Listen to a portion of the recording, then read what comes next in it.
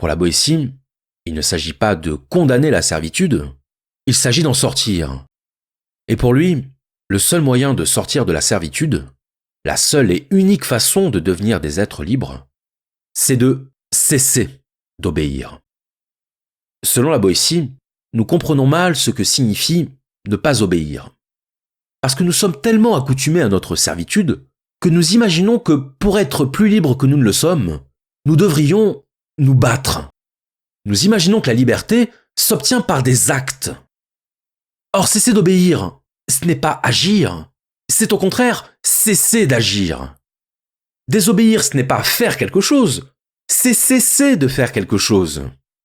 Or, remarquez comme notre imaginaire est façonné par l'idée d'une liberté conquise par la lutte. Remarquez comme la liberté est associée dans notre esprit à des images de violence et à des scènes d'insurrection.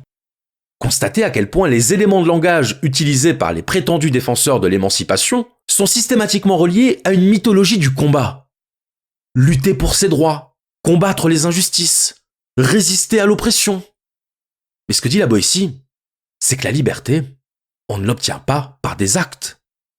On ne se débarrasse pas d'un fardeau en le combattant. On s'en débarrasse en le lâchant. Être libre, ce n'est pas vociférer à l'oreille des dirigeants. Ce n'est pas les menacer de mettre le feu aux poubelles. Parce que de toute façon, les poubelles, c'est nous qui allons les payer.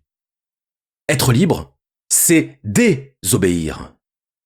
Être libre, c'est cesser d'agir conformément à la volonté du pouvoir.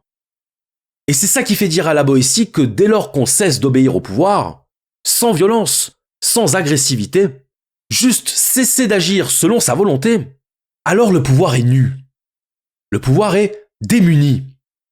Parce que le pouvoir a besoin de notre participation active. Et parce que combattre le pouvoir, c'est encore le nourrir. C'est le légitimer comme pouvoir. C'est le valider comme pouvoir. Combattre le pouvoir, c'est se placer dans la situation de l'opprimé qui réclame au pouvoir les miettes de sa liberté. Le pouvoir ne peut opprimer que des opprimés consentants. Le pouvoir ne peut avoir comme esclaves que des esclaves volontaires. Mais dès lors qu'il n'y a plus d'opprimés, il n'y a plus d'oppresseurs. Et ce n'est pas en faisant disparaître les oppresseurs qu'on cesse d'être opprimé.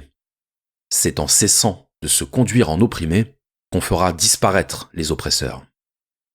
Et c'est ce raisonnement qui conduit la Boétie à écrire cette célèbre phrase qui résume tout.